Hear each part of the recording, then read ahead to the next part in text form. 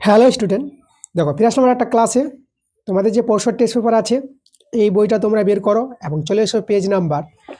আজকে আমরা 384 পেজের যে সেটটা আছে এই সেটটা তোমাদের করাবো।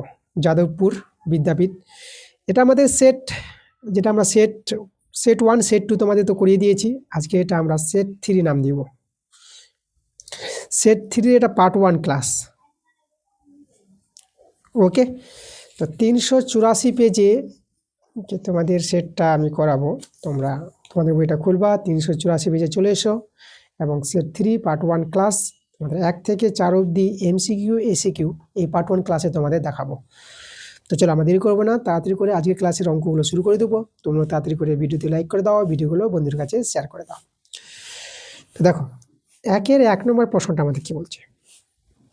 এখানে আমাদের দেখো আমাদেরকে বলছে একটি গ্রামের বর্তমান জনসংখ্যা পি এবং প্রতি বছর জনসংখ্যা বৃদ্ধির হার 4% হলে 4n বছর পরে জনসংখ্যা হবে কত।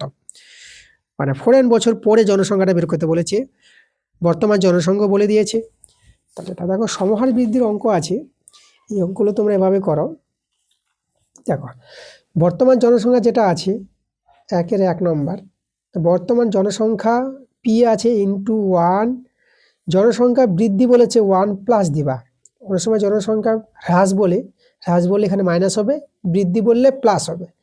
তাহলে বর্তমান জনসংখ্যা ইন্টু 1 প্লাস, এবার হচ্ছে দেখো কত হারে বাড়ছে এখানে 4r%। এখানে তোমরা দিবা 4r পার্সেন্টেজ বলে নিচে আমরা 100 দিব। আর পাওয়ারে কত বছর 4n বছর, তাহলে পাওয়ারে তোমরা দিবা 4n। ঠিক আছে, যে সময়টা থাকবে যত বছর সেখানে পাওয়ারে তোমরা দিয়ে দিবা। এটা সমূল চক্রবৃদ্ধির সূত্রের মতন। তোমরা যে চক্রবৃদ্ধি সূত্রের অঙ্ক করেছো, সমূল চক্রবৃদ্ধির সূত্রটা এভাবেই হয়। শুধু সময়ের বৃদ্ধির ক্ষেত্রে যখন বৃদ্ধি বলবে এখানে প্লাস হবে, যখন হ্রাস বলবে তখন মাইনাস হবে। ঠিক আছে, তো দেখো আমাদের এটাই কিন্তু 4n বছরের জনসংখ্যা হবে এতজন। জনসংখ্যা বললে আমরা এতজন বলবো। তো চলো এটাকে একটু সরল করা যাবে। দেখো এখানে 4 দিয়ে এটা কাটাকাটি করো, 4 25 100। তাহলে আমরা দেখো এটা পেয়ে যাচ্ছি পি ইন্টু 1 প্লাস r/25, আর পাওয়ারে আমাদের আছে 4n। দেখো এটাই কিন্তু আমাদের অ্যান্সার। অপশন দেখে নাও, তোমরা লক্ষ্য করে বি নাম্বার অপশনটা তোমরা পেয়ে যাবা। পরের প্রশ্ন আমরা চলে আসবো 2 নম্বর প্রশ্ন। 2 নম্বর, তাহলে এখানে লক্ষ্য করো আমাদের 2 প্রশ্নটা কি বলছে। দেখো এখানে 3টি ভেদ দেখতে পাচ্ছি। এই 3টি ভেদ থেকে বলেছে যে ভেদ ধ্রুবক 3টির সমষ্টি কত। তো ভেদ ধ্রুবক বলেছে এখানে, তাহলে ভেদ তুলে দিলে পরে ভেদ ধ্রুবক পাবো। প্রথম ভেদটা আছে y মাইনাস জেড ভেরিয়েস, ভেদকে আমরা ভেরিয়েস বলবো 1/x, এটা আছে প্রথম ভেদ। তারপরে ভেদটা আছে জেড মাইনাস এক্স ভেরিয়েস 1/y। আর একটা ভেদ আছে এখানে এক্স মাইনাস ওয়াই ভেরিয়েস 1/z। চলো আমরা প্রত্যেকটা ভেদ থেকে আমরা ভেদ তুলে দেবো। তাহলে y মাইনাস জেড সমান সমান, তাহলে এখানে আমরা কে 1/x করে দেবো। এই যে সমান সমান হবে একটা ধ্রুবক চলে আসবে। আর এখান থেকে আচ্ছা এখানে আমাদের এটা জেড মাইনাস এক্স আছে, ছুটে গেছে আমাদের। আচ্ছা এখানে এখানে যদি আমরা করি, লক্ষ্য করো এটা আমরা জেড মাইনাস এক্স সমান সমান কে 2y পেয়ে যাবা। আর এখানে এখানে এক্স মাইনাস ওয়াই সমান সমান কে 3z পেয়ে যাবা। এই যে দেখো, তাহলে এখানে তোমরা পাশে উল্লেখ করে দেবা যেখানে k1, k2, k3 অশূন্য ভেদ ধ্রুবক। আচ্ছা ধ্রুবকের সমষ্টি বলেছে, তাহলে আমরা ধ্রুবকগুলো বের করে নিই। তো এখান থেকে আমরা k1 এই ধ্রুবকটা মান যদি বের করো, তাহলে এক্সটা দিয়ে গুণ করে নাও, এক্স দিয়ে যদি বর্জ্য করো এক্স ওয়াই মাইনাস এটা xz পেয়ে যাবা। একইভাবে এখানে k2 মান বের করে নেব, এটা y দিয়ে গুণ করো yz মাইনাস এক্স ওয়াই পাবা। এখানে k3 মানটা বের করব, এটা xz মাইনাস yz হবে। আমাদের বলেছে ধ্রুবকগুলির সমষ্টি বের করতে বলেছে। এই দেখো k1 plus k2 plus k3। চলো তো k1 এর মানটা বসাবো xy মাইনাস xz, k2 এর মান বসাবো yz মাইনাস এক্স ওয়াই, কে থ্রির মানটা বসাবো x z minus y z. Okay, এই যে মানগুলো। এবার এখানে সরলটা করো, দেখো এক্স ওয়াই মাইনাস এক্স ওয়াইটা কেটে যাচ্ছে, লক্ষ্য করো, minus x z plus x z কেটে যাচ্ছে, plus y z minus y z কেটে যাচ্ছে, তাহলে আমরা দেখো শূন্য পেয়ে গেলাম। তাহলে এই যে আমাদের ধ্রুবক তিনটির সমষ্টি, কত শূন্য পেয়ে গেলাম, দেখো সি নাম্বার অপশানে শূন্য আছে। এরপরে 3 নম্বর প্রশ্নটা, 3-এর প্রশ্নটা দেখো, আমাদের এখানে cos square theta minus sine square theta সমান 1/2 হলে ট্যান থিতার মানটা বের করতে বলেছে। চলো আমরা এখান থেকে সহজেই ট্যান থিতার মানটা বের করে নিতে পারবো। 1/3 আমরা করব কি, আমরা কস স্কোয়ার থিতা দিয়ে ভাগ করে দেবো সমীকরণটাকে।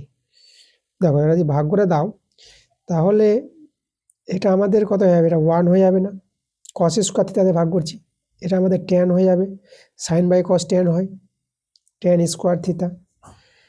আর এদিকে যে 1/2 আছে, তো 2 বলতে আমাদের দেখো এখানে হবে আমাদের cos square theta, cos square theta দিয়ে আমরা ভাগ করেছি সমীকরণটাকে। 1 মাইনাস ট্যান স্কোয়ার থিতা, আচ্ছা 1/2 রেখে দিলাম। দেখো কস স্কোয়ার থিতাকে তোমরা স্যাক স্কোয়ার থিতা লিখতে পারবা, 1/cos আছে স্যাক থিতা হয়ে যাবে। আর এখানে 1/2 রেখে দিলাম, স্যাক স্কোয়ার থিতা এর সূত্র আছে, তোমরা লিখতে পারবো 1 প্লাস ট্যান স্কোয়ার থিতা। এখান থেকে ট্যান স্কোয়ার থিতার মানটা আমরা বের করব। আচ্ছা, তাহলে দেখো এটা আমি আগে লিখছি 1/হাফ ট্যান স্কোয়ার থিতা, এদিকে 1 মাইনাস ট্যান স্কোয়ার থিতা, আমরা ঘুরিয়ে লিখলাম। আচ্ছা, এবার 2 দিয়ে গুণ করে দাও, তাহলে 1 প্লাস হয়ে যাবে ট্যান স্কোয়ার থিতা থেকে 2 মাইনাস 2 ট্যান স্কোয়ার থিতা। দেখো 2 দিয়ে গুণ করে দিলাম। এবার ট্যানগুলো একদিকে, tan square theta plus 2 tan square theta 2, এটা একটা এদিকে আসবে, এটা মাইনাস 1, এখানে পেয়ে যাবা 3 ট্যান স্কোয়ার থিতা, এটা আমাদের 1 হয়ে যাবে। ট্যান স্কোয়ার থিতা সমান সমান এটা 1/3 পেয়ে যাবা। এবার আমরা ট্যান থিতার মানটা বের করবো, স্কোয়ার উঠালে আমরা রুট ওভার চাপবো, এখানে প্লাস মাইনাস হবে না, মাইনাস হবে না, এখানে থিতা ধনাত্মক সূক্ষ্মকোণ নিয়ে কাজ হবে, তার জন্য ধনাত্মক মানটাই নিব। ট্যান থিতা এটা 1/√3 পেয়ে যাবা। দেখো 1/√3 ট্যান 30 ডিগ্রির মান, তাই তো। আর ধরো এখানে আমাদের শুধু ট্যান থিতারই মানটা বের করতে বলেছে, লক্ষ্য করো আমরা থিতার মানটা বের করতে যাব না, থিতার মান চাইলে থিতার মানটা বের করা যাবে এভাবে। তো আমরা ট্যান থিতার মানটা বলেছে 1/√3, কিন্তু আমাদের বেরিয়ে এসেছে, দেখো আমাদের 1/√3 অপশান এ নাম্বার অপশানটাই মিলছে। পরের প্রশ্নগুলোতে আমরা চলে যাব। পরের পেজ 385 পেজে চলে এসো। 385 পেজের দেখো আমরা 4 নম্বর অঙ্কটা করাবো। দেখো 4-এর প্রশ্নটা আমাদের বলেছে এখানে এই সংখ্যাগুলির মধ্যমা বের করতে বলেছে, 1-এর 4 নম্বর।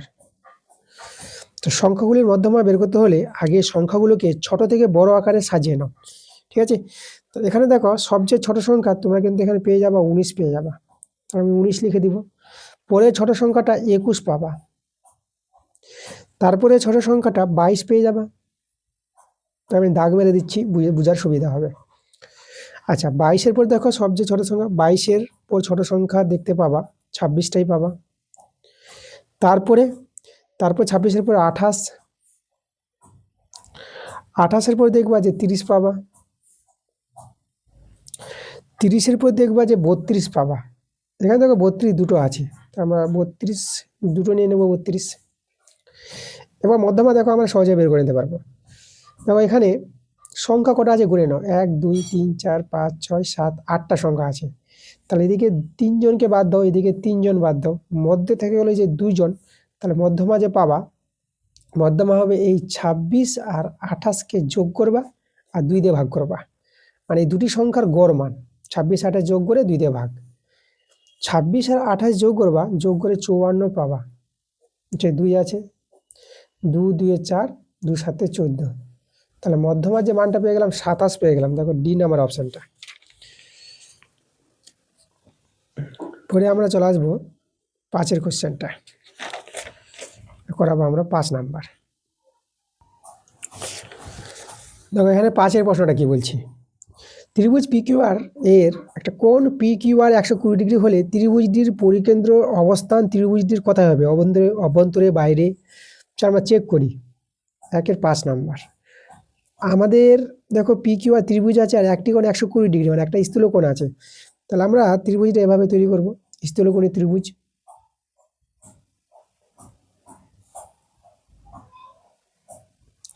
দেখো পিকিউআর কোণটা মানে এই কোণটা হবে 120 ডিগ্রি।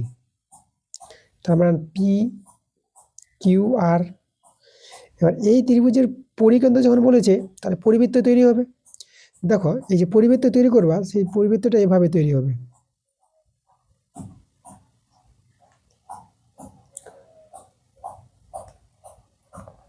এরকম করে পরিবৃত্তটা তৈরি হবে। তাহলে তোমাদের এখানে জানতে হবে যে কোনো স্থূলকোণী ত্রিভুজের যে পরিবৃত্ত তৈরি হবে সেই পরিবৃত্তের পরিকেন্দ্র বিন্দুটা ত্রিভুজের কিন্তু বাইরে অবস্থান করবে। এই যে আমাদের পরিকেন্দ্র, এটা কিন্তু সবসময় হবে, ঠিক আছে। তাহলে পরিকেন্দ্র অবস্থান হবে ত্রিভুজটির বাইরে অবস্থান হবে, মানে বি নাম্বার অপশানটা হবে। পরের প্রশ্ন আমরা চলে আসবো 6 নাম্বার প্রশ্নে। তাহলে 6-এর প্রশ্নটা আমাদের বলেছি,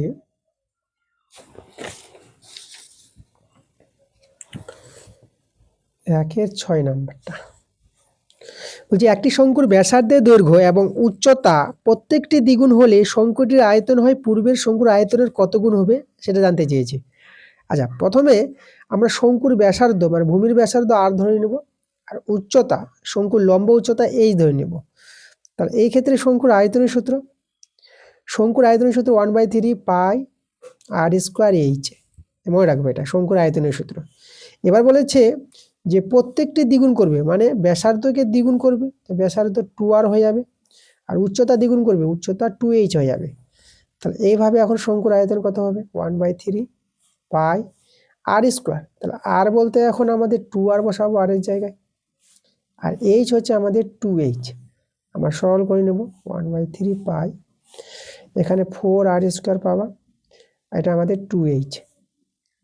দেখো 4 2 8, 8টাকে আমি সামনে নিয়ে আসলাম, এটা 1/3 পাই আর স্কোয়ার এইচ বসিয়ে দিলাম, মানে এই ফিগারে রাখলাম আমরা।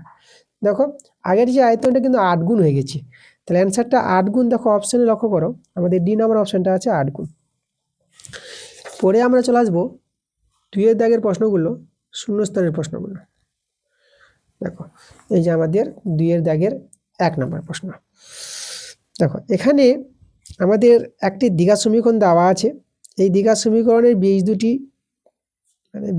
মানে একটি বীজ অপরি বীজের সঙ্গে অন্যান্য বলে দিয়েছে, তাহলে এম এর মানটা বের করতে বলেছে। তা দেখো এই ক্ষেত্রে তোমাদের যেটা জানতে হবে, 2-এর 1 নম্বর, দেখো দ্বিঘাত সমীকরণের বীজ অন্যান্য বলতে একটি বীজ আলফা হলে একটা হবে 1/α, একই বলা হয় বীজদ্বয় অন্যান্য, ঠিক আছে। তাহলে এইভাবে দুটি বীজ হলে পরে দেখো তোমাদের জানতে হবে সেই দ্বিঘাত সমীকরণের যে এই যে সি এর মানটা আছে না, সিটা এখানে m+1 সি, এটা ধ্রুবক পার্টটা, আর এ হচ্ছে s স্কয়ার সহগ, সি আর এ সমান হয়ে যাবে, সি সমান সমান এ। এখানে এ কিন্তু 3 আছে আমাদের, এটা কিন্তু মনে রাখবা। যে কোনো দ্বিঘাত সমীকরণের বীজ দুটি পরস্পর অন্যান্য হলে সিটা এবং এটা সমান লিখে দেবা। তাহলে এম এর মানটা বের করতে বলেছে, এখান থেকে বেরিয়ে আসবে 3 থেকে 1 বিয়োগ হবে, এটা 2 হয়ে যাবে। তা দেখো এম এর মানটা তোমরা পেয়ে যাবা 2 পেয়ে যাবা। পরের প্রশ্ন 2-এর 2 নম্বর, বার্ষিক r/2% সরল সুদের হারে 2x টাকার y বছরের সুদ আসলটা আমাদের বের করতে বলেছে, যেটা 2x তো দেওয়াই আছে আসলটা, আর এখানে শুধু সুদটা বসবে। তো চলো আমরা সুদটা বের করে নিব। দেখো আমরা 2-এর 2 নাম্বারটা, দেখো সুদ আমরা বের করবো তো, তাহলে এখানে সুদ যেটাকে আয় বলি, তাহলে আয় হবে PTR/100। পি হচ্ছে এখানে দেখো আসলটা 2x বলেছে, আর টি সময় y বছর, আর হচ্ছে পিটি আর আর হচ্ছে দেখো আর হচ্ছে আমাদের r/2 বাই 100, 100টা আমরা এইভাবে দিয়ে দিলাম নিচে 100। আচ্ছা 2 2 কেটে দাও, তাহলে এখানে সূত্রটা দেখো এক্স ওয়াই, আচ্ছা এখানে এক্স ওয়াই আর মানে এক্স ওয়াই আর পেয়ে যাচ্ছি, আর নিচে আমরা দিয়ে দেবো 100। দেখো এটি কিন্তু আমাদের সুদ, তাহলে এখানে সুদ আসল বলতে আসলটা তো দেওয়াই আছে 2x, তাহলে সুদটা বসাবো। সুদ হচ্ছে এক্স ওয়াই আর বাই 100। এই দেখো আমাদের এখানে নিচে 100 বসে যাবে। ওকে, তো এটা কিন্তু আমাদের অ্যান্সার। পরে আমরা চলে আসবো 3 নম্বর প্রশ্নে। দেখো 3 প্রশ্নটা বলেছে এই যে দ্বিঘাত করণীটা আছে এর অনুবন্ধী করণী বের করতে বলেছে।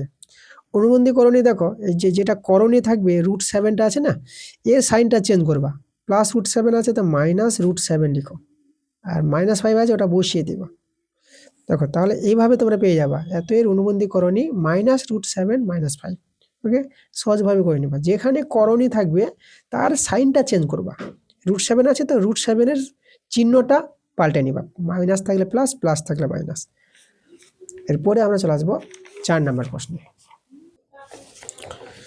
দেখো এখানে 2-4 নম্বর প্রশ্নটা, দুটি সদৃশ্য ত্রিভুজের পরিসীমা দেওয়া আছে 20 সেমি 16 সেমি। প্রথম ত্রিভুজের একটি বাহু দৈর্ঘ্য 9 সেমি হলে দ্বিতীয় ত্রিভুজে অনুরূপ বাহু দৈর্ঘ্য বের করতে বলেছে।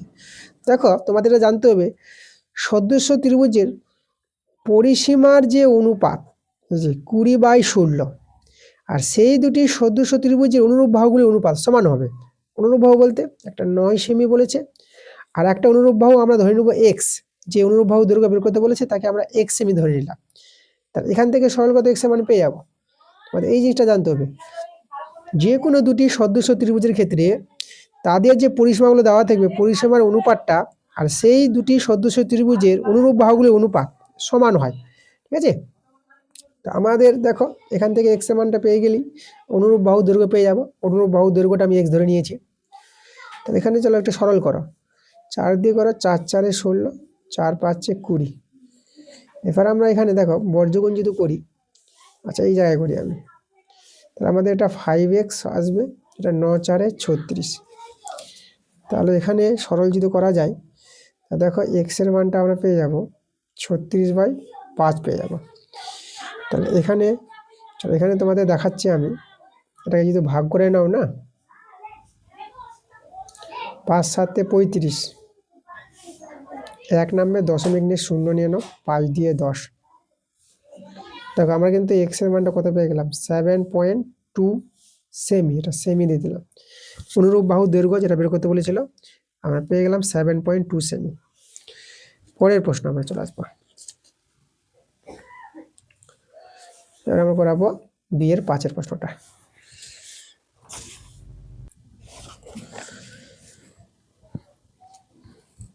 2-5 নাম্বার কি বলেছে দেখো, ত্রিভুজ এবিসি এর ক্ষেত্রে sin a + b √3/2 হলে cos c/2 এর মান বের করতে বলেছে।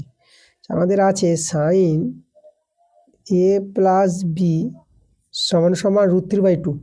আচ্ছা এই যে √3/2 সাইন দিয়ে যদি বলি সাইন 60 ডিগ্রির মান, ঠিক আছে এটা মনে রাখবা, সাইন 60 ডিগ্রির মান হয় √3/2। ওই দিকে সাইন সাইন যদি ভ্যানিশ করে দাও তাহলে আমরা পেয়ে যাবো a + b = 60 ডিগ্রি পেয়ে যাব।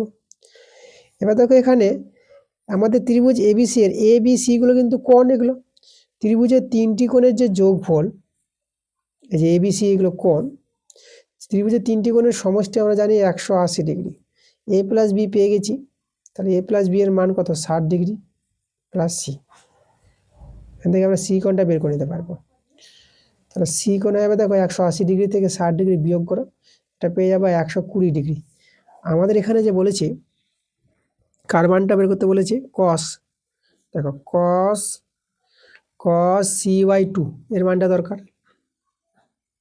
কস সি এর মান 120 ডিগ্রি, নিচে 2 কস, এটা 2 দিয়ে কাটাকাটি করো 60 ডিগ্রি পেয়ে যাবা, কস 60 ডিগ্রি। আর কস 60 ডিগ্রির মান আমরা জানি হাফ।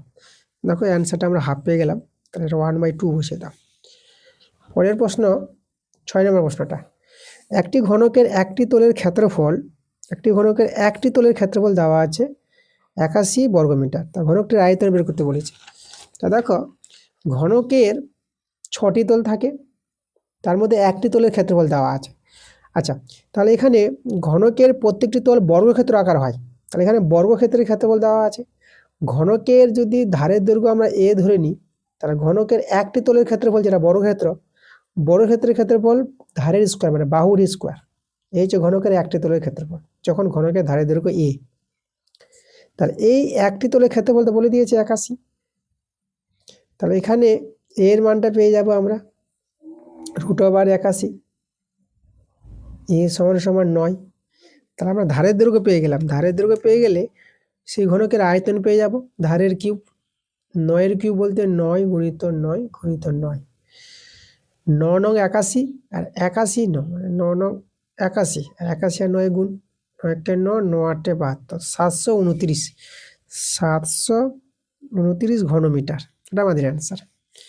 পরের প্রশ্নগুলো আসবো সত্য মিথ্যা। 3-1 প্রশ্ন। দেখো এখানে আমাদের 3-1 নম্বর প্রশ্নটা কি বলছে, বলছে এ এর মূলধন বি এর মূলধনের 1.5 গুণ, 1/1/2, এটাকে 1.5 গুণই বলা হয়। তাদের লভ্যাংশের বন্টনের অনুপাত কি এটা হবে? সত্য না মিথ্যা জানতে চেয়েছি। চলো বের করি। এখানে দেখো, এখানে এর মূলধনটা বি এর মূলধনের এত গুণ। তাহলে আমরা প্রথমে বি এর যে মূলধনটা সেটাকে ধরে নিই এক্স। তাহলে এর মূলধন কত হবে? এক্স এর দেখো মূলধন বি এর মূলধনের মানে এক্স এর 1.5 গুণ, এই যে 1.5 গুণ। এটাকে সরল করো, এক্স গুণিত এটাকে পূর্ণ সংখ্যা ভাঙালে 2 1 2, 2 1 3 মানে 3/2। তাহলে আমরা পেয়ে যাবো 3x/2। তাহলে এখানে দেখো a is to b সমান সমান কত হচ্ছে, a হচ্ছে 3x/2 is to b হচ্ছে আমাদের x, এই যে মূলধনের অনুপাত। তোমাদের বলে রাখবো এখানে একই সময়ের ক্ষেত্রে মূলধনের অনুপাতটাই হয় লভ্যাংশের অনুপাত, তো এটাই হবে আমাদের লভ্যাংশের অনুপাত। চলো বের করে দেখি কত বের হয়। এখানে তোমরা x আর x কেটে দাও, তাহলে 3/2 is to 1, 2 দিয়ে গুণ করে দাও, তাহলে 3 is to 2। তো লভ্যাংশ অনুপাত কিন্তু এটা পাবো আমরা। এখানে আমাদের বলেছে 2 is to 3, দেখো উল্টো বলেছি, আসলো 3 is to 2, দেওয়া আছে 2 is to 3, তাই মিলেনি আমাদের, তার জন্য মিথ্যা লিখে দেবা। এবার 3-2 নম্বর প্রশ্নটা বলছে এই দুটি অনুপাতের যে মিশ্র অনুপাতটি লঘু অনুপাত হলে এটা কি আমাদের সত্য হবে? এসিটা লেস দেন বিডি হবে। চলো আমরা করে দেখব এখানে আমাদের কি বের হচ্ছে। ঠিক আছে, যদি এটা হয় তাহলে আমাদের সত্য, না হলে মিথ্যা। দেখো আমাদের এখানে মিশ্র অনুপাত জানতে হবে। মিশ্র অনুপাতটা কি আমরা এখানে দেখব। মিশ্র অনুপাত কিভাবে তৈরি করা হয়। 3-2 নাম্বার। দেখো অনুপাত দুটি আছে না, প্রথমটাকে পূর্বপদ বলা হয়, পরেরটাকে উত্তরপদ। তাহলে এই দুটি অনুপাতের মিশ্র অনুপাত তোমাদের বের হবে, যেটা হবে পূর্বপদের গুণফল, মানে পূর্বপদ আছে 3a, প্রথম অনুপাতের পূর্বপদটা 3a গুণিত আর দ্বিতীয় অনুপাতটির পূর্বপদটা আছে c, মানে প্রথমটা এই যে c, পূর্বপদের গুণফল ইজ টু, এবার উত্তরপদ, পরের পদগুলো উত্তরপদ। তাহলে এখানে প্রথম অনুপাতের উত্তরপদটা b আছে গুণিত আর দ্বিতীয় অনুপাতের উত্তর পদটা আছে ডি আছে, তাহলে বি গুণিত ডি। এই যে দেখো, মানে দুটি অনুপাতের পূর্বপদের গুণফল ইজ টু সেই দুটি অনুপাতের উত্তর পদের গুণফল, এটাকে বলা হয় মিশ্র অনুপাত। মানে অনুপাতের প্রথম পাটের গুণফল ইজ টু অনুপাতের দ্বিতীয় পদগুলির গুণফল। ওকে, আচ্ছা তাহলে এটা কত হচ্ছে দেখো তো, 3ac ইজ টু বিডি। মানে এটা লঘু অনুপাত কখন হবে? এটা লঘু অনুপাত তখনই হবে যখন এই প্রথমটাকে ছোট হতে হবে এর চেয়ে প্রথমটা, মানে এসি লেস দেন বিডি যদি হয়, তাই না? যদি এত হয় তখনই কিন্তু এটাকে আমরা লঘু অনুপাত বলবো, সেটা হবে আমাদের লঘু অনুপাত। লঘু অনুপাত হবে হবে যদি এত হয়, এই যে এটা যদি হয়। তাহলে এবার দেখো আমরা এটা কি বোঝাচ্ছে যে 3ac ছোট বিডির চেয়ে, আমি যদি তখন এসি লেস দেন বিডি লিখি, 3ac বিডির চেয়ে ছোট হলে তাহলে এসিটাও বিডির চেয়ে ছোট হবে, 3টা আমি বাদ দিলাম, আরও ছোট হবে, এটা আমাদের প্রযোজ্য। ঠিক আছে, তাহলে দেখো এসি লেস দেন বিডি, মানে যদি এটা লঘু অনুপাত হয় তাহলে এটা হচ্ছে। তা দেখো আমাদের ঠিক বলেছে কথাটা, এই যে AC লেস দেন BD আছে, তাহলে এটা তোমরা সত্য লিখবা। পরে আমরা চলে আসবো 3-এর 3 নম্বর প্রশ্নে। দেখো এখানে আমাদের 3-এর 3 নম্বর প্রশ্নটা কি বলছে, বলছে দুটি জলপূর্ণ পাত্রের একটি অর্ধগোলাকৃতি ও অন্যটি চঙাকৃতি। দুটি পাত্র আছে, একটা হচ্ছে অর্ধগোলাকৃতি, মানে অর্ধগোলাকৃতি ছবিটা তোমরা এভাবে লিখতে পারো, ভাটির মতন, এই যে অর্ধগোলাকৃতি, আর একটি চঙাকৃতি, চঙের ছবি, গ্লাস আকৃতি যেটা, এই যে দেখো। তাহলে এদের ব্যাসার্ধ উচ্চতা, ব্যাসার্ধ যেখানে ব্যাসার্ধ আর উচ্চতা এখানে, তাহলে উচ্চতা আর ব্যাসার্ধ সমান বলে দিয়েছে, তাহলে এখানে যে এই ছবি উচ্চতা এটা কিন্তু আমাদের আর হয়ে যাবে, এইটাই আর। উচ্চতা ব্যাসার্ধ সমান হলে চঙাকৃতি পাত্রের বেশি জল আছে, মানে চঙের মধ্যে কি বেশি জল থাকবে, তো তাদের আয়তন বের করে দেখব, যার আয়তনটা বড় তার মধ্যে জলটা বেশি থাকবে। দেখো অর্ধগোলকের যে আয়তন, তাই না, এই পাত্রের আয়তন হবে 2/3, অর্ধগোলকের আয়তন 2/3 পাই আর কিউব, এই যে ব্যাসার্ধের কিউব হবে এটা। তো এই আয়তন পেয়ে গেলাম আমরা এটা। এবার দেখো, এবার আমরা চঙের আয়তন বের করব। এই চঙের আয়তন, এর মধ্যে কতটা জল আছে, চঙের আয়তন, তার আয়তনটা হবে পাই আর স্কোয়ার এইচ। এইচ কিন্তু দেখো ব্যাসার্ধ, মানে এই যে ব্যাসার্ধ আর উচ্চতা সমান বলেছে, তাহলে এইচটা কিন্তু এখানে আর হয়ে যাবে, তাহলে এটা পাই আর কিউব পেয়ে যাব। এবার দেখো এটা 2/3 পাই আর কিউব, এটা পাই আর কিউব, এদের মধ্যে কোনটি বড়, তা দেখো এই যে 2/3 মানটা আছে না, এই মানটা কিন্তু 1-এর চেয়ে ছোট মান, তাই না, তাই যেহেতু এখানে বলবো আমরা 2/3টা 1-এর চেয়ে ছোট, তাহলে এই মানটা কিন্তু আমাদের ছোট হয়ে যাচ্ছে এর চেয়ে, তাই তো, এটা যদি পুরো সম্পূর্ণ 1 অংশ গোটা, এটা কিন্তু দেখো 1-এর চেয়ে 1 অংশের চেয়ে ছোট আছে। তাহলে দেখো আমাদের চঙের মধ্যে, তাই না, এই যে চঙের মধ্যে কিন্তু এই চঙাকৃতি পাত্রে জলটা বেশি আছে, যেহেতু আয়তনটা আমরা বেশি পেলাম, তাহলে এটা কিন্তু দেখো, এটা কিন্তু চঙাকৃতি পাত্রে বেশি জল আছে বলেছে, কথাটা সত্যই বলেছে, সত্য হবে অ্যান্সারটা। এখানে দেখো 3-এর 4-এর প্রশ্নটা আমাদের কি বলছে, বলছে একটি রশ্মি প্রান্তবিন্দুকে কেন্দ্র করে রশ্মিটির ঘড়ির কাঁটার দিকে দুবার পূর্ণ আবর্তনের জন্য 720 ডিগ্রি কোণ উৎপন্ন করবে। দেখো একটা রশ্মি আমি এভাবে তোমাদের দেখাচ্ছি, যে ঘড়ির কাঁটার দিকে, ঠিক আছে, যদি এভাবে একটা রশ্মি থাকে, এই ধর এখানে রশ্মিটা আছে, ঘড়ির কাঁটার দিকে ঘুরছে, কবার ঘুরবে, ঠিক আছে, এভাবে একবার 1 পাক, এভাবে আর 1 পাক ঘুরবে, 2 পাক। তোমাদের বলে রাখি 1 পাকে ঘোরা মানে 360 ডিগ্রি, যেহেতু ঘড়ির কাঁটার দিকে এই দিকে ঘুরছে না, এদিকে কোণগুলো কিন্তু ঋণাত্মক হয়, এদিকে কিন্তু আমাদের কোণগুলো মাইনাস থিটা যদি বলি ঋণাত্মক, তাহলে 1 পাক ঘুরবে মানে -360 ডিগ্রি 1 পাকে। এবার 2 পাক ঘুরবে, এই যে বলছে 2 বার পূর্ণ আবর্তন করবে, 2 বার, তাহলে এই যে -360 ডিগ্রিকে 2 বার গুণ করে দাও, তাহলে এটা গুণ করে মাইনাস, দেখো 720 ডিগ্রি পেয়ে যাবা। তাহলে 2 বার আবর্তন করলে যে কোণটা তৈরি হবে, ঋণাত্মক কোণ তৈরি হবে, যেহেতু ঘড়ির কাঁটার মানে এই দিকে, তোমরা জানো যে এই উপর দিকে এইদিকে ধনাত্মক হয়, নিচের দিকে মাইনাস হয়, স্থানাঙ্ক জ্যামিতি ক্লাস 9-এ ভালো করে শিখেছো। তার জন্য ঘড়ির কাঁটা যে ঘুরে, এইভাবে যে ঘুরবে, তাহলে নিচের দিকে ঘুরছে না, রশ্মিটা এইভাবে নিলে, তো এই যে নিচের দিকে ঘুরছে বলে ঋণাত্মক মানটা আসছে। যদি ঘড়ির কাঁটার বিপরীত দিকে বলতো না, তখন কিন্তু ধনাত্মক আসতো, আমরা প্লাস দিয়ে করতাম। এই জন্য দেখো 2 বারে আমাদের -720 ডিগ্রি কোণ উৎপন্ন করবে, তাহলে এখানে আমাদের 720 বলেছে, ধনাত্মক বলেছে, তাহলে কিন্তু এই জন্য তোমার অ্যান্সারটা মিথ্যা লিখে দিবা, অ্যান্সারটা তোমরা বসাবা মিথ্যা। পরের প্রশ্ন চলে আসবো। দেখো 5-এর প্রশ্নটা কি বলছে, 5 নম্বর, একটি বৃত্তের অন্তস্থ একটি বিন্দু পি আছে, মানে এই যে আমাদের একটি বৃত্ত আছে, আমরা এটা নিয়ে নেব 3-এর 5 নাম্বার। একটি বৃত্ত আছে, বৃত্তের কেন্দ্র আমি ও কেন্দ্র নিলাম, বৃত্তের অন্তস্থ একটি বিন্দু মানে ভিতরে একটি বিন্দু পি বলেছে, তাহলে বৃত্তের অঙ্কিত কোনো স্পর্শক পি বিন্দুগামী নয়, মানে পি বিন্দুগামী কি কোনো একটি স্পর্শক হবে এই বৃত্তের পি বিন্দুগামী, তো পি বিন্দুগামী কোনো মতে কিন্তু স্পর্শক পাওয়া যাবে না। স্পর্শক দেখো এইভাবে, বৃত্তের উপরে কোনো বিন্দু থাকলে তারপর স্পর্শক পাওয়া যায় বৃত্তের উপরে, কিন্তু এখানে তো পি বিন্দুটা বৃত্তের ভিতরে আছে, অন্তস্থ মানে ভিতরে, তাহলে এই বিন্দু দিয়ে কিন্তু বৃত্তের স্পর্শক তৈরি কখনই হবে না। তাহলে এই যে স্পর্শক পি বিন্দুকে আমি 9 বলেছি, কথাটা সত্যি বলেছি, তাহলে এখানে আমাদের এটা সত্য হবে। পরে দেখো 3-এর 6 নম্বর প্রশ্নটা। 3-এর 6 বলছে একটি শ্রেণীর n সংখ্যক সংখ্যার গড় x বার যদি প্রথম n-1 সংখ্যার সমষ্টি k হয় তাহলে n তম সংখ্যাটি হবে কি এটা?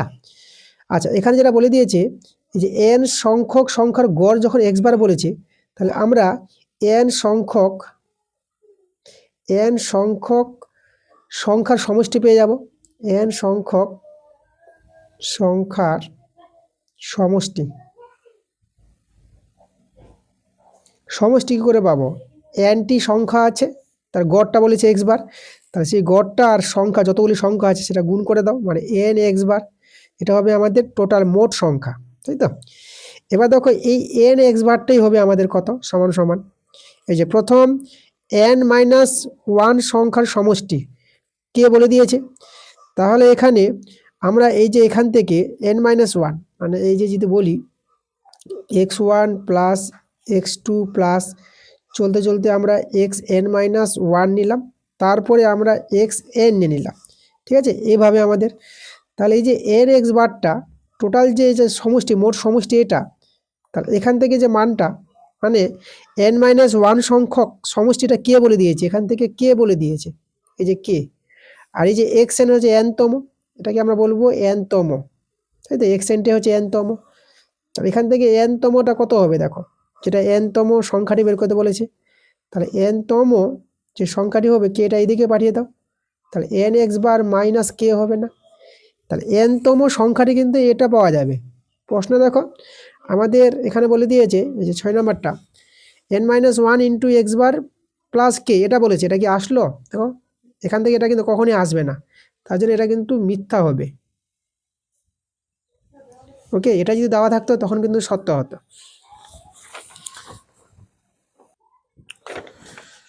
এখানে দেখো 4-এর 1 নম্বর প্রশ্নটা।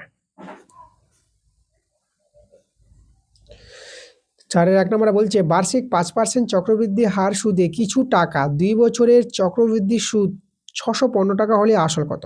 আসলটা বের করতে বলেছে। আসল যেটা পি সেটাকে আমি x টাকা ধরে নিলাম। তাহলে দেখো চক্রবৃদ্ধি সুদের যে সূত্র, চক্রবৃদ্ধি সুদ, চক্রবৃদ্ধি সুদের সূত্রটা তোমরা জানবা P into 1 plus r by 100 হলে তোমার n, ঠিক আছে? এটাকে সমল চক্রবৃদ্ধি, এখান থেকে আসলটা পিটা বাদ দিব, এটাই হচ্ছে চক্রবৃদ্ধি সুদের সূত্র। পি হচ্ছে আসল, আর হচ্ছে বার্ষিক সুদের হার, এন হচ্ছে সময়, যে 2 বছর সময়, পি আসল। আচ্ছা, এখানে মানগুলো বসিয়ে দেবো, এখানে মান বসিয়ে দেবো, পি এর মান এক্স 1 প্লাস আর দেখো 5% বলেছে, আর জায়গায় 5, নিচে 100, আর সময়টা 2 বছর বলেছে 2, আর এখানে এক্স। তাহলে এই চক্রবৃদ্ধি সুদের মানটা কিন্তু বলেছে 615 টাকা, এটা সমান সমান 615। তাহলে এখান থেকে এক্স এর মানটা বের করে নেবো, এই এক্সটা আমি কমন নিয়ে নিলাম, 1 প্লাস, এটা দেখো কাটাকাটি করো, এটা 20 পেয়ে যাবা, তাহলে 1 প্লাস 1/20, এখানে হোল স্কোয়ার দিব, এখানে 1 দিয়ে দিলাম, 615।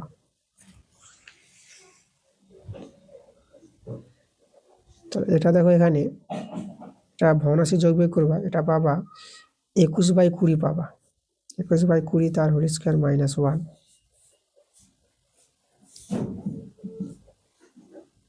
এটা 21-এর বর্গ 441 আর 20-এর বর্গ 400 পাবা, মাইনাস 1।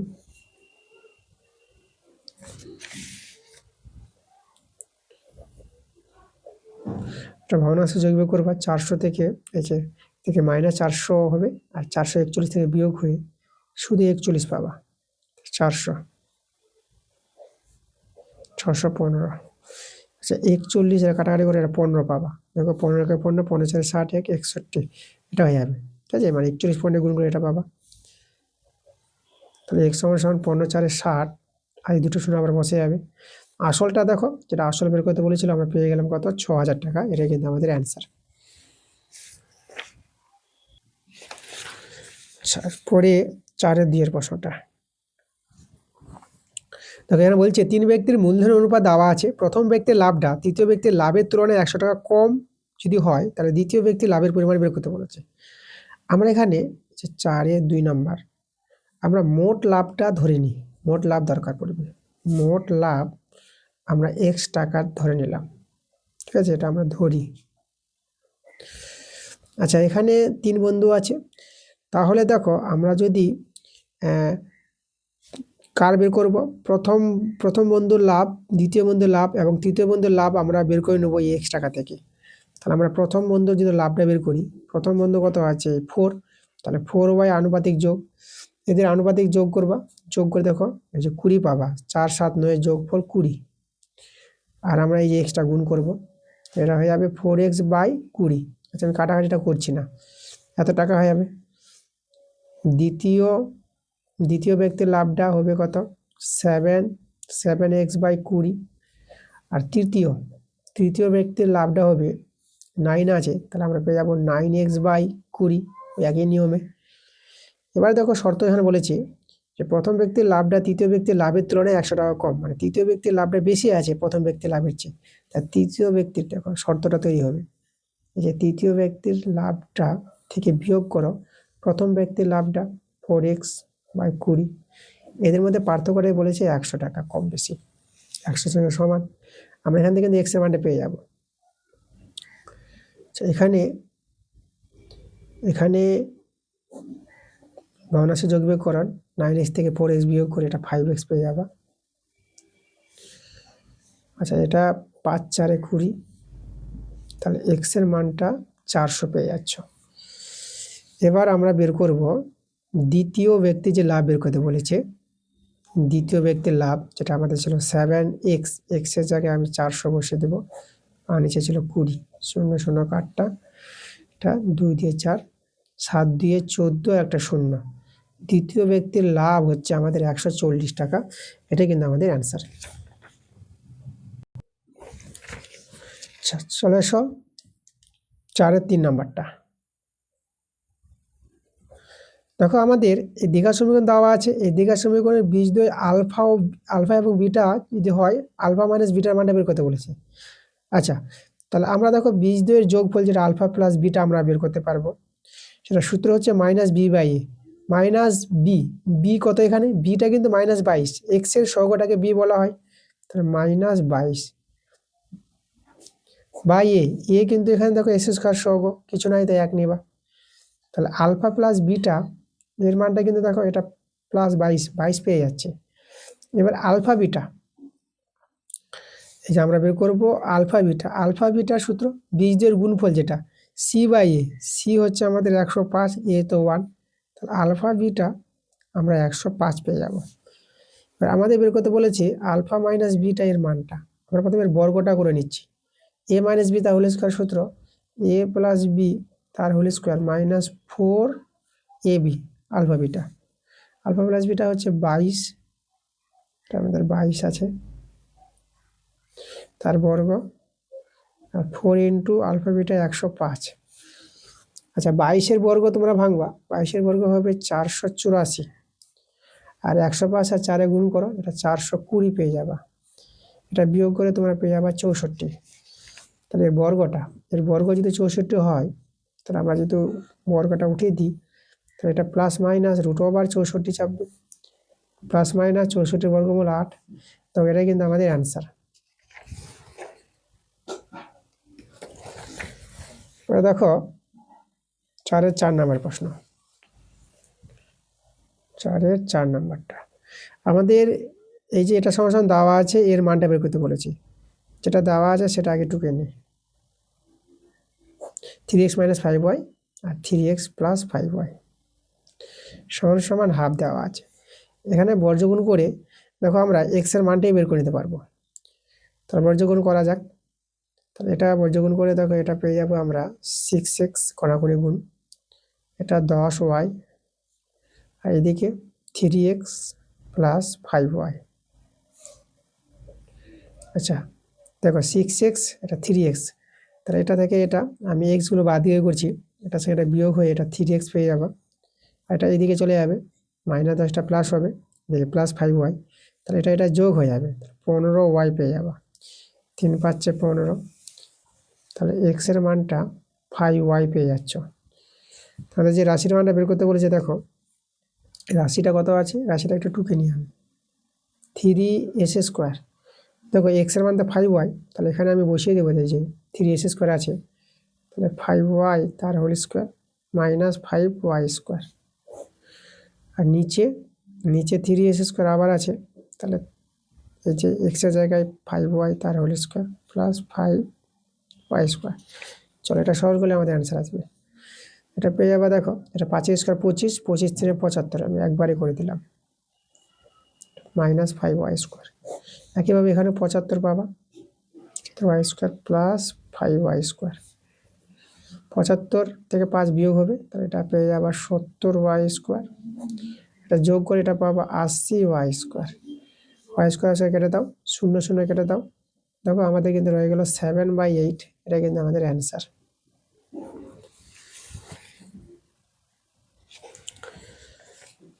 পরের প্রশ্ন আমরা চলে আসবো 5-এর প্রশ্নটা। 4 নাম্বারটা করলাম, এবার 5 নাম্বার, 5-এরটা করাবো। দেখো আমাদের প্রশ্নটা কি বলছে, আমি বলছি অকেন্দ্রীয় বৃত্তের এসি ও বিডি যে দ্বয়, দুটি যে আছে যারা পরস্পর পি বিন্দুতে ছেদ করে, যদি কোণ এপিবি 80 ডিগ্রি হয়, তবে কোণ এওবি প্লাস কোণ সিওডি এর মান কত?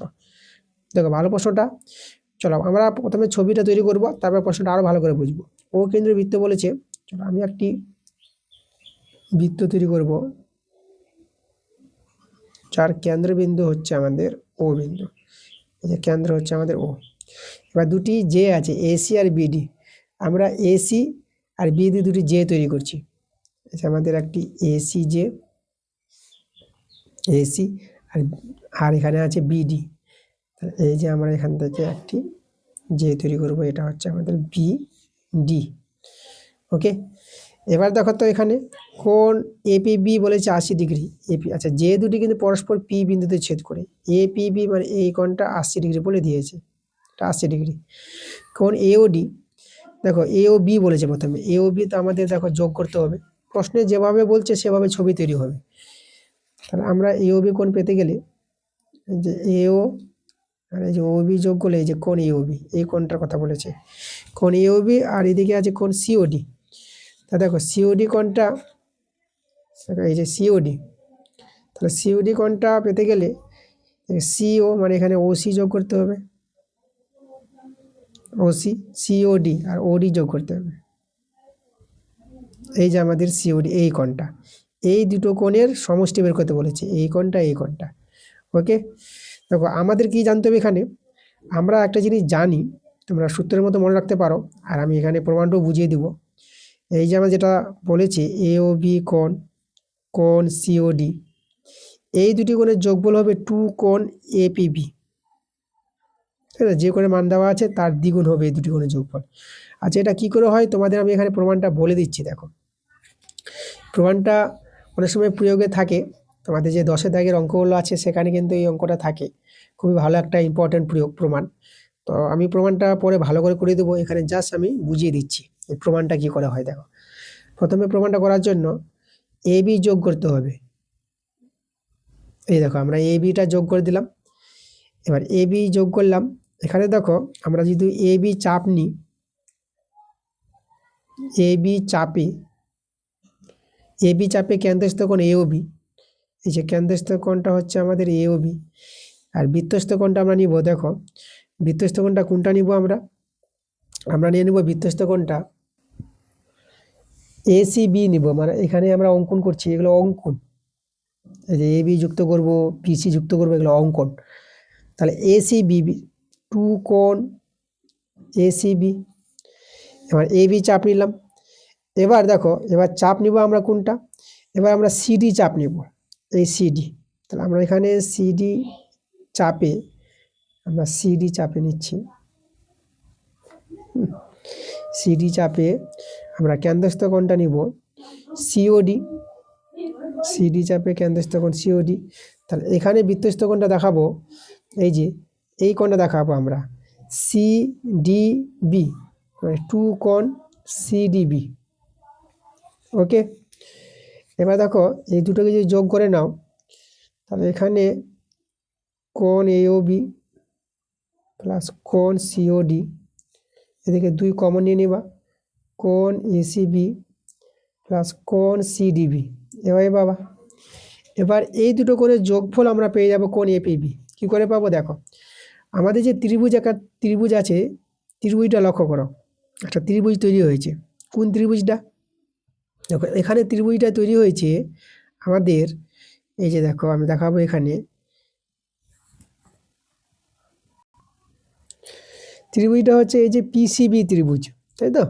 তাহলে এই যে পিসিবি ত্রিভুজের বহিস্থ কিন্তু এপিবি, তাহলে বহিস্থ কি হয়? অন্তস্থ বিপরীত কোণের যোগফলের সঙ্গে সমান হবে না? তাহলে এই কোণটা, এই যে কোণ এপিবি কোণটা কার সঙ্গে সমান হবে? মানে এই কোণটা, যে কোণটা হচ্ছে আমাদের এসিবি, এই যে কোণটা, আর এই কোণটা হচ্ছে দেখো সিডিবি। দেখো এই দুটো কোণের সমষ্টি আমরা বলতে পারবো কোণ এপিবি। তাহলে আমরা এই জায়গায় লিখতে পারবো কোণ, এই যে 2, কোণ এপিবি। দেখো যেটা প্রমাণ আমাদের চলে আসলো, তাই তো? তাহলে এখানে আমরা এপিবির মান দেওয়া আছে 80 ডিগ্রি, গুণ করে পেয়ে যাবো আমরা 160 ডিগ্রি। তাই দেখো 160 ডিগ্রি কিন্তু আমাদের অ্যান্সার আসবে। এই যে আমাদের এই দুটি কোণের সমষ্টি বের করতে বলেছিল, আমরা কত পেয়ে গেলাম? 160 ডিগ্রি পেয়ে গেলাম। চলে আসবো আমরা 4-এর 6 প্রশ্নটা। 4-এর 6, দেখো নিচের চিত্রে ও বৃত্তের কেন্দ্র এবং এ বি বৃত্তের ব্যাস বলেছে, আর কোণ এওডি 140 ডিগ্রি, কোণ সিএবি 50 ডিগ্রি হলে কোণ বিএডি এর মান বের করতে বলেছে। ছবিটা কিন্তু পাশে দেওয়া আছে, ছবিটা কিন্তু আমরা তৈরি করব এখানে। চলো আমরা একটি বৃত্তের ছবি তৈরি করি। এবি, দেখো এবি ব্যাস বলেছে, আর এবি ব্যাসটাকে ই বিন্দু পর্যন্ত বাড়ানো হয়েছে, এভাবে ব্যাসটাকে একটু বাড়িয়ে দিলাম, এখানে ই বিন্দু পর্যন্ত বাড়ালাম। তারপরে এদিকে এভাবে এটা, এই জায়গাটা হচ্ছে আমাদের সিডি। তাহলে এখানে লক্ষ্য করো, এখানে এই যে আমাদের সিএ যুক্ত আছে, সিএ। আচ্ছা এখানে কিন্তু আমাদের এই যে এটা যুক্ত নাই, আমরা এই জায়গাটা যুক্ত করে দেব ডিবি, আমি ডিবিটা যোগ করলাম। তাহলে এ বি ডি সি একটা বৃত্তস্থ চতুর্ভুজ এখানে। এবার এই জায়গায় আমরা নিব কেন্দ্রবিন্দু ও, আর এখানে ওডি যুক্ত আছে, এই যে চিত্র দেখতে পাচ্ছ। আর এই কোণটা দেওয়া আছে 140 ডিগ্রি, আর এই কোণটা বলেছে কত? 50 ডিগ্রি। তোমাদের বলে রাখি যে যেরকম এই কোণটা আছে না, কোণ বিডিই, এই যে বিডি, এই কোণটা, এটা হচ্ছে বৃত্তস্থ চতুর্ভুজের বহিস্থ কোণ একটা। তাহলে বৃত্তস্থ চতুর্ভুজের বহিস্থ কোণ, যে কোনো বহিস্থ কোণ অন্তস্থ বিপরীত কোণের সঙ্গে সমান হবে। মানে এই কোণটা, মানে যে কোণ বিডিইটা এই 50 ডিগ্রির সঙ্গে সমান হবে। এটা একটা ধর্ম আছে, প্রয়োগও আছে, ঠিক আছে? আবার বলি তোমাদের, যে কোনো বৃত্তস্থ চতুর্ভুজের বহিস্থ কোণটি অন্তস্থের বিপরীত কোণের সঙ্গে সমান হয়। তাহলে দেখো এই কোণটা কিন্তু আমরা 50 ডিগ্রি পেয়ে গেলাম। এবার আমরা এই কোণটা দেওয়া আছে 140 ডিগ্রি, এই কোণটা পেয়ে যাব। কোন কোণটা? এটা কোণ আমরা বলবো বিওডি, বিওডি পাবো। দেখো বিওডি কি করে পাবো? এই যে পুরো কোণটা, এই যে এ বি একটাতে ব্যাস সরল রেখা, তার মান হচ্ছে 180 ডিগ্রি, সেই 180 ডিগ্রি থেকে 140 ডিগ্রি বিয়োগগুলিতে পেয়ে যাবো এই বিওডি। 180 ডিগ্রি থেকে 140 ডিগ্রি বিয়োগ করো, এটা পাবা 40 ডিগ্রি। তাহলে এই কোণটা আমরা পেয়ে গেলাম 40 ডিগ্রি। এখন দেখো আমাদের এখানে ওডি সমান সমান ওবি, এরা একই বৃত্তের ব্যাসার্ধ, এটা লিখে দিবে তোমরা, একই বৃত্তের ব্যাসার্ধগুলো সমান হবে। তাহলে এই দুটো বাহু সমান হলে এই দুটো কোণও এখানে সমান হবে। দুটো কোণ বলতে দেখো এটাকে, এই কোণটাকে আমরা ওবিডি বলতে পারবো, ওবিডি সমান সমান হয়ে যাবে, আর এদিকের কোণটা ওডিবি, ওডিবি এরা সমান হবে। আচ্ছা এবার লক্ষ্য করো, এই যে ত্রিভুজটা দেখতে পাচ্ছ, ত্রিভুজ বিওডি আমরা নাম দিলাম। এই যে বিওডি ত্রিভুজটা দেখতে পাচ্ছ, বিওডি ত্রিভুজ এর 3টি কোণের যোগফল, মানে বিওডি প্লাস কোণ ওবিডি প্লাস কোণ ওডিবি, তিনটি কোণের যোগফল কত হয় 180 ডিগ্রি। তার মধ্যে দেখো আমাদের এই যে বিওডি আমাদের বলে দিয়েছে, বিওডি কত, বিওডির মানটা আমরা এই যে পেয়ে গেছি 40 ডিগ্রি, তাহলে বিওডির জায়গায় আমরা 40 ডিগ্রি বসিয়ে দেবো। এবার কোণ ওবিডি, এই ওবিডির মানটা আমরা বের করব, ওবিডি রেখে দিলাম। আর কোণ ওডিবি দুটো কোণ সমান, তাহলে এর জায়গায় আমরা ওবিডিও লিখতে পারবো, ঠিক আছে। মানে কোণ ওডিবিটা সমান সমান ওবিডি, দেখো ওডিবির জায়গায় কোণ ওবিডি বসিয়ে দিলাম।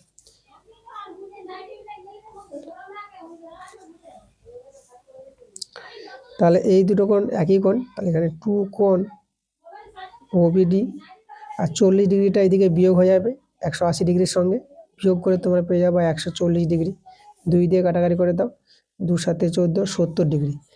তাহলে এই যে ওবিডি কোণটা কিন্তু পেয়ে গেলাম, ভালো করে লিখি, ওবিডি সমান সমান 70 ডিগ্রি।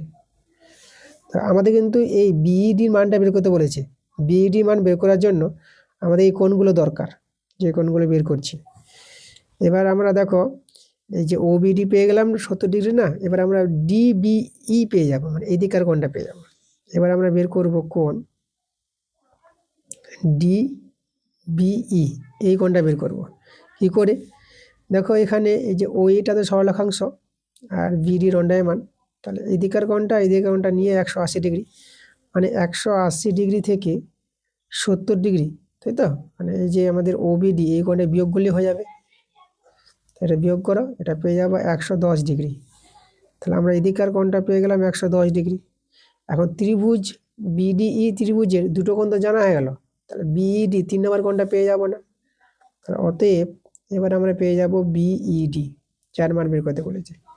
180 ডিগ্রি থেকে 180 ডিগ্রি থেকে বিয়োগ করে দেবা যে দুটো কোণের মান আমরা পেলাম, 110 ডিগ্রি আর 50 ডিগ্রি। এই যে দেখো আমাদের এখানে এর মানটা আমরা বের করেছি 50 ডিগ্রি, এটা হচ্ছে 110 ডিগ্রি, তাহলে 180 ডিগ্রি থেকে এই দুটো কোণের যোগফল বাদ দিলেই আমি বিইডি পেয়ে যাব।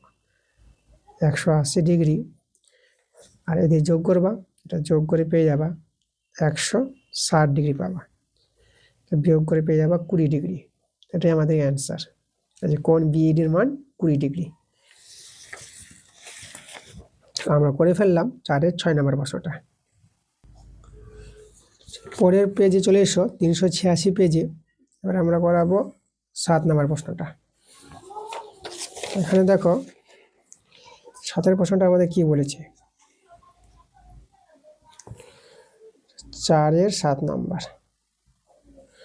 দুটো সমীকরণ দেওয়া আছে, একটা আছে আমাদের আর কস থিটা 2√3, একে আমি 1 নং নাম দিয়ে দিলাম, আর একটা আছে আর সাইন থিটা সমান সমান 2 দেওয়া আছে, 2 নং নাম দিয়ে দিলাম। এই দুটো সমীকরণ থেকে আর ও থিটার মানটা বের করতে বলেছে।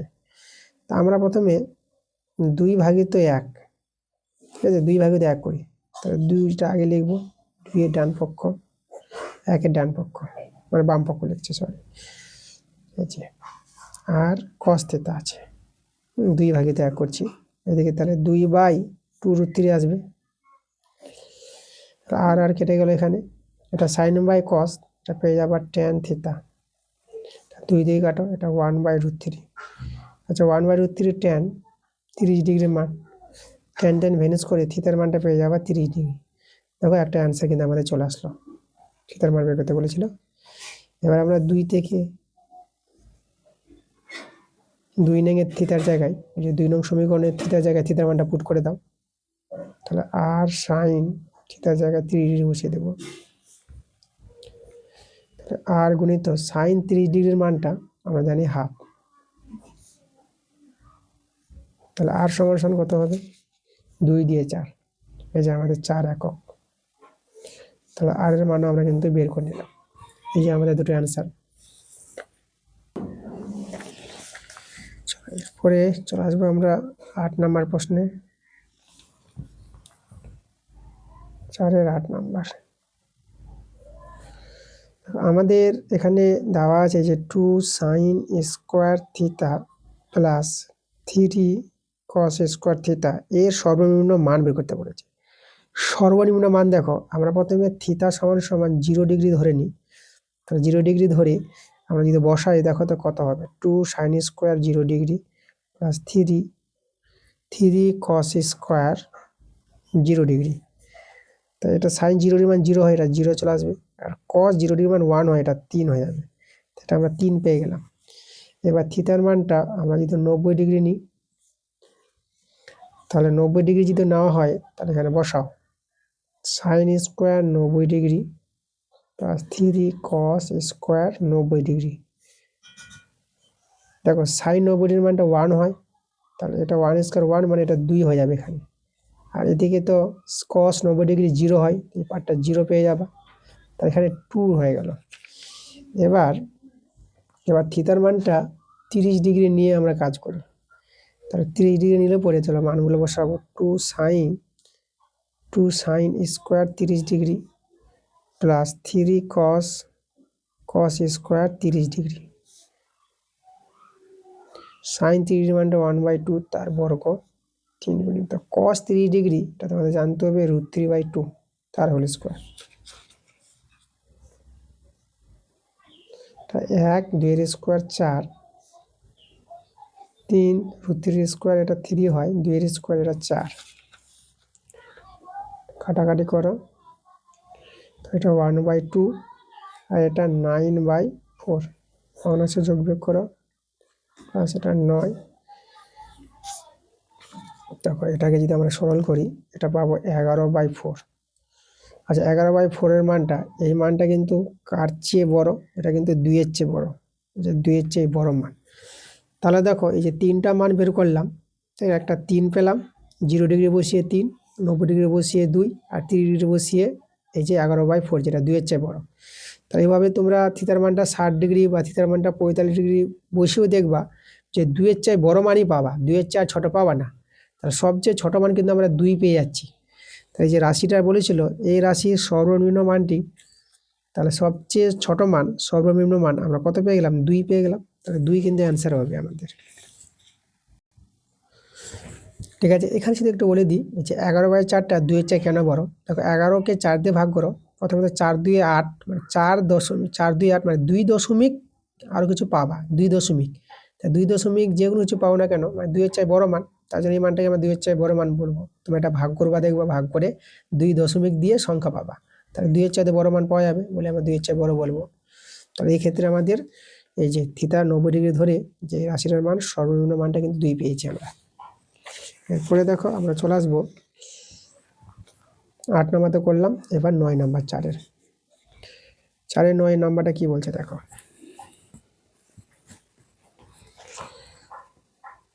4-এর 9 নাম্বার বলছে একটি সমকোণী চৌপলের আয়তন 432 ঘন সেমি, এটিকে গলিয়ে দুটি সমান আয়তনের ঘনক তৈরি করা হলো।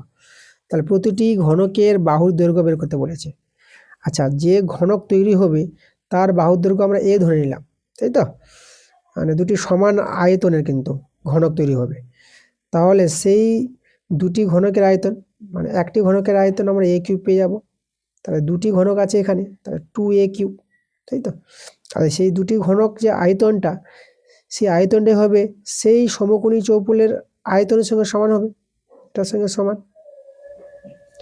কেন সমান? কারণ এই সমকোণী চৌপল এটা একটা আয়তঘন, সেই সমকোণী চৌপলটাকে তো গলিয়ে দুটি ঘনক তৈরি করা হয়েছিল সমান মাপের, তাই তো।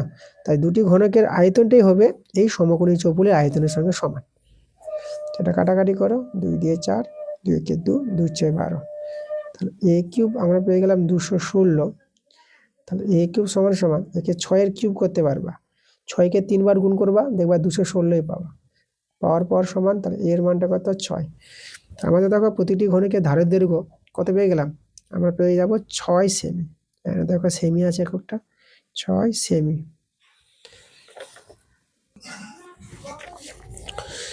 চলো এখানে আমরা চলে আসবো এবার 10 নম্বর প্রশ্নে, 4-এর 10 নম্বর কি বলছে দেখো, বলছে একটি ঘনক ও এর অন্তর্নিহিত মানে ঘনকের মধ্যে আছে অন্তর্নিহিত বৃহত্তম গোলকের বক্রতলের ক্ষেত্রফলের অনুপাত কত। মানে একটি ঘনক আছে, দেখো আমি একটা ঘনকের ছবি তোমাদের দেখাই, ঘনকের ছবি তৈরি করতে হলে একটি বর্গক্ষেত্রের তল তৈরি করো, কারণ ঘনকের প্রতিটি তল বর্গক্ষেত্র হয়। আর একটি বর্গক্ষেত্রের তল তৈরি করে নেবে, এভাবে করে যোগ করে দিবা, তোমরা একটি ঘনক পেয়ে যাবা। ঘনকের তলগুলো কিন্তু এক একটা তল বর্গক্ষেত্র, 6টি তল থাকে। আচ্ছা, তাহলে এর মধ্যে আছে একটি বৃহত্তম গোলক। দেখো গোলকটাকে যে আমি দেখাই, আমি ধরো কোথায় দেখাবো, আমি এই জায়গায় দেখাই, ঠিক আছে, এই জায়গায় দেখাচ্ছি আমি গোলকটাকে, এইভাবে করে আমি একটু দেখালাম। তা ঠিক বোঝা যাবে না, কিন্তু বুঝে নিতে হবে এই যে গোলকটা সেই ঘনকের মধ্যে আছে, বৃহত্তম গোলক। তো এখানে দেখো তোমাদের যেটা জানতে হবে, আমি যদি ঘনকের ধারের দৈর্ঘ্য এ ধরে নিই, তাহলে গোলকের যে ব্যাসটা হবে, ব্যাসটা কিন্তু এ হয়ে যাবে। এই ক্ষেত্রে ঘনকের ধারের দৈর্ঘ্য আমরা লিখব, এই ক্ষেত্রে ঘনকের ধারের দৈর্ঘ্য সমান সমান হবে গোলকের ব্যাস। গোলকের ব্যাসের দৈর্ঘ্যের সঙ্গে সমান হবে। তাহলে গোলকের ব্যাসের দৈর্ঘ্য কোথায় যাবে? গোলকের ব্যাসের দৈর্ঘ্য হয়ে যাবে আমাদের হয়ে যাবে তাহলে গোলকের ব্যাসার্ধ কত হবে? তাহলে আমরা গোলকের ব্যাসার্ধ পেয়ে যাব, এই যে ব্যাসের অর্ধেক হবে ব্যাসার্ধ a/2। আচ্ছা, গোলকের ব্যাসার্ধ পেয়ে গেলাম, ঘনকের ধারের দৈর্ঘ্য দিয়ে ধরিয়ে নিয়েছি। এবার তাদের বক্রতলের ক্ষেত্রফলের অনুপাত, তাদের বলতে এই যে ঘনকটা আছে, ঘনকের বক্রতল মানে এই যে ওর চারিদিকটা তল, মানে সমগ্র তল বলতে গেলে ঘনকের সমগ্র তলের ক্ষেত্রফল 6 × a², কারণ ঘনকের 6টি তল আছে, এক একটি তলের ক্ষেত্রফল a² হবে। কারণ দেখো ঘনকের তলগুলো কিন্তু বর্গক্ষেত্র, আর বর্গক্ষেত্রের ধারের দৈর্ঘ্য মানে বাহুর দৈর্ঘ্য তার বর্গক্ষেত্রের ক্ষেত্রফল a²। 6টি তল বলতে এই যে 6a², এই জন্য ঘনকের সমগ্র তলের ক্ষেত্রফলটা হয় 6a²। এটার সঙ্গে অনুপাত হবে সেই গোলকের বক্রতল। গোলকের বক্রতলের ক্ষেত্রফল তোমাদের জানতে হবে 4πr²। আর বলতে এখানে দেখো ব্যাসার্ধ a/2 পেয়েছি, তাহলে a/2 তার হোল স্কোয়ার। এটা সরল করে আমাদের অ্যান্সার আসবে 6a², 4π, এখানে দেখো এটা a²/4 পেয়ে যাবে, 4 পর কেটে দাও, এখানে আমরা a² কেটে দেবো, আমরা এটা হয়ে যাবে 6π। 6π এর মান আমরা বসিয়ে দেবো। পায়ের মান কত জানি, 22/7। এটা কাটাকাটি করা, 2 3 6 11। তাহলে আমাদের রয়ে গেল 3:11/7। 7 দিয়ে গুণ করে দাও, পূর্ণ সংখ্যা আসবে অনুপাতটা। এখানে 7 3 21, আর এখানে 7 কেটে যাবে, মানে এটা 11 হয়ে যাবে। 21:11, মানে ঘনক এবং সেই ঘনকের মধ্যে যে সবচেয়ে বড় গোলক থাকবে, সেই ঘনক এবং গোলকের বক্রতলের যে ক্ষেত্রফলের যে অনুপাতটা পেয়ে যাবে এটা। ওকে, এটা কিন্তু আমাদের অ্যান্সার।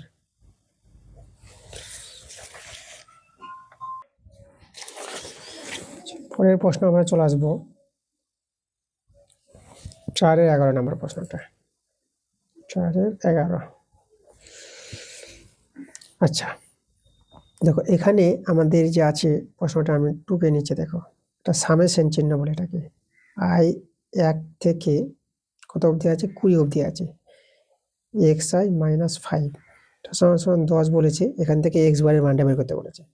এটা যদি আমরা ভেঙে লিখি, সামেশন i সমান 1 থেকে 20 অবধি, এটা হচ্ছে xi। আর এখানে দেখো আমরা সামেশন i সমান 1 থেকে 20, 5 থেকে 10। আচ্ছা দেখো, এটা তো আমরা রেখে দিলাম, সামেশন i থেকে 1 অবধি 20, এটা হচ্ছে xi - i। এটা দেখো এই যে 5টা না যোগের আকারে লিখতে পারবো। কবার 5টা যোগ হবে? 1 থেকে 20, মানে 20 বার 5 যোগ হবে, মানে 5 যোগ হবে 20 বার। তাহলে 5টা যে 20 বার যোগ হবে, তাহলে 20 দিয়ে গুণ করে দাও, এটাই কিন্তু এর মানে, তাই না? মানে 5 যোগ 5 যোগ 5 যোগ করতে করতে কতবার যাবে যোগটা? 20 বার যাবে। দেখো 5 যদি দুবার যোগ হয়, দেখো 5 যদি দুবার যোগ হয়, তো কত হয়? 10। তাহলে 5কে 2 দিয়ে দুবার যোগ করছে, 2 দিয়ে গুণ করতে 10 পাওয়া যাবে। এরকম 5টা যদি 20 বার যোগ করে যাওয়া হবে, 5কে 20 দিয়ে গুণ করে তাই হবে। এই যে আমাদেরকে 10। তাহলে আমরা লক্ষ্য করো, এটা সামেশন i সমান 1 থেকে 20 xi এর মানটা আমরা বের করে নেব। দেখো এদিকে আমাদের কত হবে, দেখো এটা হচ্ছে আমাদের 20 × 100, -100 এদিকে +100 হবে, +100 আর 10 যোগ করে 110 পেয়ে যাবো মানটা, এর মানটা। এবার আমাদের যে এক্স বারের মানটা বের করতে বলেছে, দেখো এক্স বার আমরা কি জানি, এই যে এক্স বার তোমাদের যেটা জানতে হবে, সামেশন আই আমরা যদি ধরি এটা, এখানে আমি 1 থেকে n ধরে নিলাম, যেটা হচ্ছে আমাদের এক্স আই, আর এখানে n দিয়ে ভাগ করব, এটাকে কিন্তু এক্স বার বলা হয়। টোটাল সংখ্যার সমষ্টি, মানে এই যে এক্স রাশিটা আছে না, এক্স রাশির যে যোগফলটা, কতটি এক্স রাশি আছে, এনটি আছে, এই যে এন অবধি নিয়েছি, তাই তো। তাহলে এনটি রাশির যোগফল বাই এন দিয়ে ভাগ করব, তাকে তো বলা হয় এক্স বার, যেটাকে গড় বলা হয়, গড় মান। মানে যতটি সংখ্যার গড় বলবে সেই সংখ্যাগুলি যোগ করব, আর কটা সংখ্যা আছে, সংখ্যা যদি এনটি থাকে এন দিয়ে ভাগ করব, তাই তো। তাহলে এখানে আমাদের এই যে এনটা, এখানে আমাদের এন কিন্তু 20 অবধি আছে, এনটা হচ্ছে আমাদের 20। তাহলে এই জায়গাটা আমরা দেখো, এনটা যদি 20 হয়, তাহলে এখানে এই যে সামেশন আই সমান 1 থেকে 20 করি, আর এক্স আই, আর এখানে আমরা 20 বসিয়ে দেবো। তাহলে এটা সরল করো, এর মানটা বের করলাম, এটা হচ্ছে 110, আর এটা 20, 0 0 কেটে দাও, তাহলে আমাদের হয়ে যাবে 11/2। 11/2 এটাকে ভাগ করো, এটা ভাগ করে তোমরা কিন্তু পেয়ে যাবা 5.5 পেয়ে যাবা। তো দেখো এই যে এক্স বারের মানটা বের করতে বলেছিল, এই এক্স বারের মানটা যদি আমরা পেলাম কত, 5.5, এটাই কিন্তু আমাদের অ্যান্সার। ওকে, এটাই কিন্তু আমাদের অ্যান্সার পেয়ে গেলাম। পরে চলো, আমরা তো 11 নম্বরটা করালাম, এরপরে আমরা 12 নম্বর। দেখো এই ক্লাসের শেষ প্রশ্ন, আমাদের 12 নম্বর প্রশ্নটা, 4-এর 12 নম্বর। দেখো আমাদের শেষ প্রশ্নে চলে এসেছি। দেখো ক্লাসটা যদি ভালো লাগে অবশ্যই তোমাদের ভিডিওতে লাইক করতে হবে, ভিডিওগুলো বন্ধুদের কাছে শেয়ার করতে হবে, এবং যারা নতুন আছো, যারা এখনো পর্যন্ত আমার চ্যানেলটাকে সাবস্ক্রাইব করোনি, তোমরা তাড়াতাড়ি করে আমার চ্যানেলটাকে সাবস্ক্রাইব করে নিবা আমার এরকম ক্লাস পাওয়ার জন্য। ওকে, পরশু টেস্ট পেপার করাচ্ছি, এই টেস্ট পেপারটা খুবই ইম্পর্টেন্ট, কারণ এই টেস্ট পেপার থেকে তোমাদের মাধ্যমিক পরীক্ষায় প্রচুর অঙ্ক তোমরা কমন পেয়ে যাবা।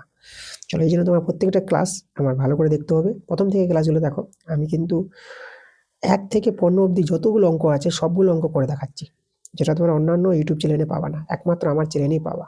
এই জন্য আমার এই চ্যানেলটাকে তোমাদের অবশ্যই সাবস্ক্রাইব করে নিতে হবে এরকম ক্লাস পাওয়ার জন্য। ওকে, তো চলো আমরা দেরি করবো না, আজকের ক্লাসে যে শেষ প্রশ্নটা আছে চলো আমরা করিয়ে দিই। দেখো আমাদের এই যে আছে দেওয়া, এর মানটা 18 দেওয়া আছে, এই রাশিটার মান বের করতে বলেছে। যে দ্বিঘাত কর্ণীয় অঙ্ক আছে এক্স প্লাস √s² - 9, এটা 18 দেওয়া আছে। আমরা এক কাজ করি, এটাকে 1/, করে নেব, এক্স প্লাস √s² - 9, একে 1/, করে নাও। এবার আমরা হর করণীয় নিরসন করব। দেখো হর করণীয় নিরসন মানে কি, যেটা আছে হরে তার বিপরীত সাইন দিয়ে উপনিষ গুণ করে দেবা। এই যে প্লাস আছে না, মাইনাস দেখুন, ঠিক আছে। কিন্তু √, মধ্যে যে চিহ্নটা বিয়োগ আছে সেটাকে চেঞ্জ করবা না, শুধু এই যে প্লাস আছে আর মাইনাস করবা, এটা উপরে বসাতে হবে। তো এখানে আমাদের বসে যাবে এই যে s² - 9, উপরে বসে দেয়, 1 আছে, এটা বসে গেল। এদিকে আছে 1/18, উপরে x - √s² - 9 বসিয়ে দিলাম। আর নিচে এটা দেখো, এটা a, এটা b ধরে a + b × a - b, এটা a² মাইনাস, এটা আবার s² - 9 তার হোল স্কোয়ার, এটা পেয়ে যাবো আমরা। এদিকে 1/18 আছে, পরে x - √s² - 9, আর এখানে s² মাইনাস, দেখো স্কোয়ার জন্য রুটটা উঠে যাবে, তার রুট উঠে গেলে রয়ে যাবে s² - 9 1/18, পরে x - √s² - 9, আর এখানে s² মাইনাস, এটা মাইনাস s², এটা +9 পেয়ে যাবে 18। দেখো s², এটা মাইনাস s², এটা কেটে যাবে, আর এখানে 9 দিয়ে 18 এটা কাটাকাটি করতে পারবো, এটা কেটে যাওয়ার পর কিন্তু কাটাকাটি হবে, ঠিক আছে, এটা কেটে গেছে তার জন্য আমরা কাটাকাটি করতে পারলাম, ধরো 9 আছে এখানে শুধু। তাহলে দেখো আমাদের হয়ে গেল এদিকে x - √s² - 9, আর এখানে বাঁচলো 1/2, এরই মানটা বের করতে বলেছিল। তা আমরা কত পেয়ে গেলাম, দেখো আমরা 1/2 পেয়ে গেলাম। তারপর এই যে রাশিটার মান বের করতে বলেছিল, যার মানটা আমরা 1/2 পেলাম। এই ছিল আমাদের আজকের ক্লাসের অঙ্কগুলো। এরপরে দেখো পার্ট 2 ক্লাসটা তোমাদের তাড়াতাড়ি আসবে, যেখান থেকে আমাদের এই যে বড় প্রশ্নগুলো ঠিক আছে। বড় প্রশ্নগুলো তোমাদের দেখাবো পার্ট 2 ক্লাসে। তো পার্ট 2 ক্লাস বেশি দেরি করবো না, আমি তোমাদের জন্য তাড়াতাড়ি নিয়ে চলে আসবো। তোমরা পার্ট 2 ক্লাস খুব চাইছো, কারণ পার্ট 2 ক্লাস তোমাদের অবশ্যই করা দরকার। এখানে বড় প্রশ্নগুলো আছে, প্রচুর নাম্বার এখানে আছে, ঠিক আছে। ইম্পর্টেন্ট অঙ্ক থাকে পার্ট 2 ক্লাসে, তো এই জন্য বড় প্রশ্নগুলো সলভ করা খুব ইম্পর্টেন্ট। যে অঙ্কগুলো তোমাদের করাচ্ছি আমরা প্রথম থেকে সেট ধরে ধরে তোমাদের দেখো পার্ট 1 পার্ট 2 করে ছোট কোশ্চেন এবং বড় কোশ্চেন সব কোশ্চেনগুলো তোমাদের করিয়ে দিচ্ছি। এই জন্য কোনো সমস্যা হবে না, আমি তাড়াতাড়ি এই ক্লাসটা নিয়ে চলে আসবো। ঠিক আছে, তোমরা সবাই ভালো থেকো।